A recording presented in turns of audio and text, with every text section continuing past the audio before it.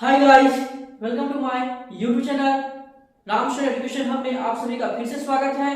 जैसा कि आप देख रहे हैं कि आज हम लोग जो है मॉडल पेपर 1 का क्वेश्चन को हम देखेंगे, जिसमें बहुत ही इंपॉर्टेंट क्वेश्चन ये बनने वाली है। यह हमारे बिहार बोर्ड के द्वारा जो इंटरनेट पे जारी किया गया जो सिलेबस के अकॉर्डिंग है, उस अकॉर्डिंग के अनुसार हम इस क्वेश्चन को देखेंगे। सो गाइस, यदि आप चैनल पे पहली बार आए हैं तो चैनल को सब्सक्राइब कर ले, बेल घंटी को प्रेस कर दे, जिससे कि इस तरह के जो भी नोटिफिकेशन है वो आपको पहले मिल सके और वो वीडियो आप तक सबसे पहले पहुंच सके। सो गाइस, चलिए आइए देखते हैं पहला क्वेश्चन। सिंधु घाटी में हल्का परमाणु मिला है। सिंधु घाटी में हल्का परमाणु मिला है तो कहां से मिला है? ऑप्शन देखेंगे गाइस, ए हड़प्पा, बी मोहनजोदड़ो, सी रोपर, डी कालीबंगा। तो याद रखिए गाइस, जो हल्का परमाणु है ना वो कहां से मिला है? कालीबंगा से मिला है। कहां से मिला है गाइस? कालीबंगा से मिला है। क्वेश्चन नंबर 2 देखेंगे। मोहनजोदड़ो की जानकारी किस पुरातत्वविद से मिली है? यानी कि कौन से पुरातत्वविद थे जिन्होंने मोहनजोदड़ो की जानकारी दी थी? तो गाइस याद रखेंगे, देखिए ऑप्शन देखेंगे, Dayaram Saini, B Rakhaldas Banerjee, C John Marshall, D Gordon Childe. तो किसने दिया था गाइस? रखालदास बनर्जी ने दिया था, यानी कि ऑप्शन बी आपका सही आंसर है। और यह भी याद रखें गाइस कि मोहनजोदड़ो का जो रखालदास बनर्जी ने इसकी जानकारी दी थी वो कब दिया था? तो 1922 ईस्वी में दिया था। कब दिया था गाइस? 1922 में दिया था। ठीक है गाइस, आगे देखेंगे क्वेश्चन नंबर 3। भारतीय उपमहाद्वीप की पहली सभ्यता का विकास हुआ। यानी कि भारतीय जो हमारा उपमहाद्वीप है, इस उपमहाद्वीप में सबसे पहली सभ्यता का विकास कौन सा हुआ? तो ये ऑप्शन देखते हैं गाइस, गोदावरी के मैदान में, बी गंगा के मैदान में, सी सिंधु के मैदान में और डी महानदी के मैदान में। तो याद रखिए गाइस, आपकी जो भारत की जो पहली सभ्यता है वो कौन सी सभ्यता है? हड़प्पा सभ्यता थी। और वो हड़प्पा सभ्यता किस नदी के किनारे थी? सिंधु नदी के किनारे, यानी कि सिंधु के मैदान में। तो ऑप्शन सी आपका सही आंसर हो जाएगा। आइए क्वेश्चन नंबर 4 देखेंगे। कनिष्क के राज्यारोहण तिथि है, यानी कि कनिष्क का जो है राज्यारोहण की तिथि कौन सी थी? ऑप्शन देखेंगे, 48 ईस्वी, बी 78 यानी 78 ईस्वी, डी 88 ईस्वी और सी डी है 98 ईस्वी। तो याद रखिएगा इसका सही आंसर क्या होगा? कनिष्क का राज्यारोहण की तिथि कौन सी थी? 78 ईस्वी में हुआ था। कब हुआ था गाइस? 78 ईस्वी में हुआ था। क्वेश्चन नंबर 5 देखेंगे। धम्म महामात्रों को किसने नियुक्त किया? तो याद इसका ऑप्शन देखेंगे, ऑप्शन ए है चंद्रगुप्त मौर्य, बी बिंदुसार, सी अशोक और डी कनिष्क। ठीक है, तो इसका सही आंसर क्या हो जाएगा? देखिए धम्म है ना, तो धम्म से हमेशा याद रखेंगे, क्या रखेंगे? सी अशोक के बारे में। अशोक के बारे में याद रखेंगे कि अशोक ने जो है सबसे पहले धम्म की शुरुआत किया था। और ये किस युद्ध के बाद हुआ था गाइस? किस युद्ध के बाद हुआ था? तो याद रखेंगे अशोक ने जो है कलिंग युद्ध, अशोक एक कलिंग युद्ध किए थे। कलिंग युद्ध कब हुआ था गाइस? ये 261 ईस्वी पूर्व में हुआ था। कब हुआ था गाइस? 261 ईस्वी पूर्व में हुआ था।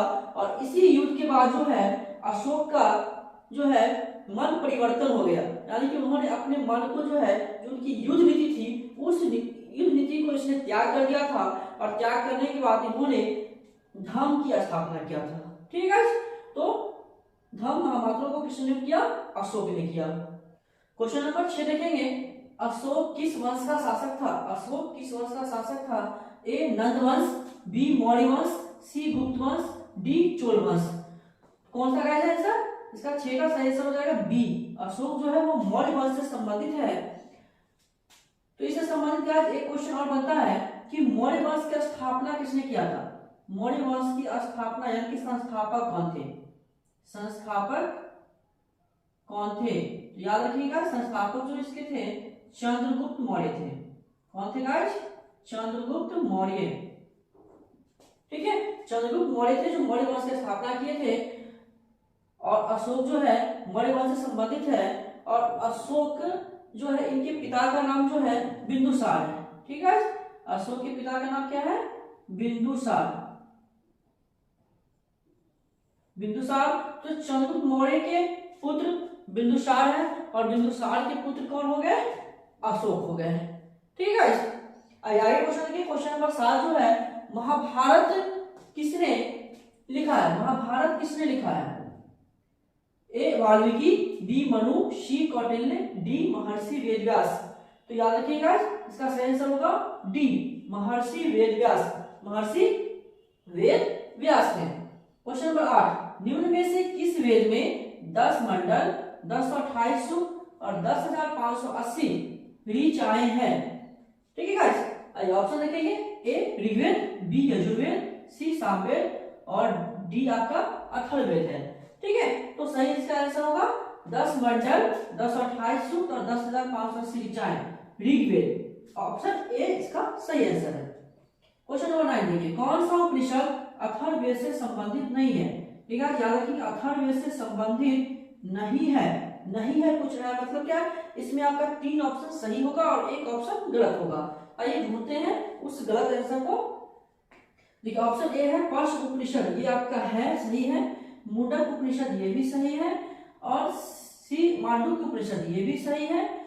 श्वेताश्वतर उपनिषद ये आपका नहीं है, यानी कि यहाँ क्वेश्चन नहीं है, निगेटिव तो ये नहीं, यानी कि श्वेताश्वर उपनिषद जो है ये अथर्ववेद से संबंधित नहीं है। तो आपका सही आंसर क्या होगा? ऑप्शन डी आपका सही आंसर हो गया। तो क्वेश्चन का याद रखेंगे कि श्वेताश्वतर उपनिषद जो है यह आपके जो है यजुर्वेद से संबंधित है। किस वेद से संबंधित है गाइस? यजुर्वेद से संबंधित है। ठीक है, तो आपका डी आंसर 9 का डी आंसर सही हो गया।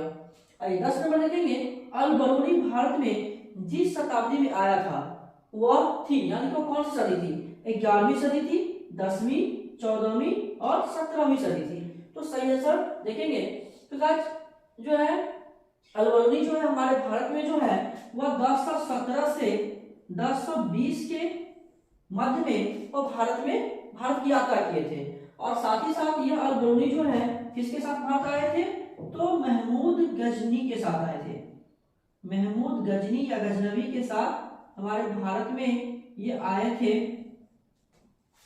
ठीक है, तो इस प्रकार से आप देख सकते हैं, आप आंसर बता सकते हैं 1017 से 1020 ईस्वी का जो समय है वो अगर हम शताब्दी की बात करें तो वो गाइस क्या होगा? 11वीं सदी हो जाएगा। कौन सी हो जाएगी?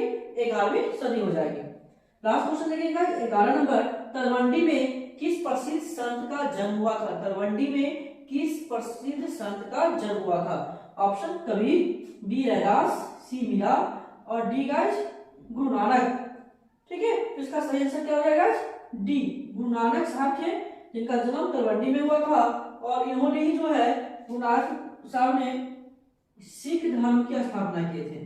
ठीक है, इस धर्म की स्थापना की है, सिख धर्म की स्थापना गुरु नानक साहब ने किए थे। ठीक है, आई होप आपको ये क्वेश्चन बहुत ही आपके एग्जाम में इंपॉर्टेंट होगा, इसलिए गाइस वीडियो को बार बार देखें और इसे पूर्णतः याद कर लें। सो गाइस वीडियो के अंत तक बने रहने के लिए थैंक्स, धन्यवाद।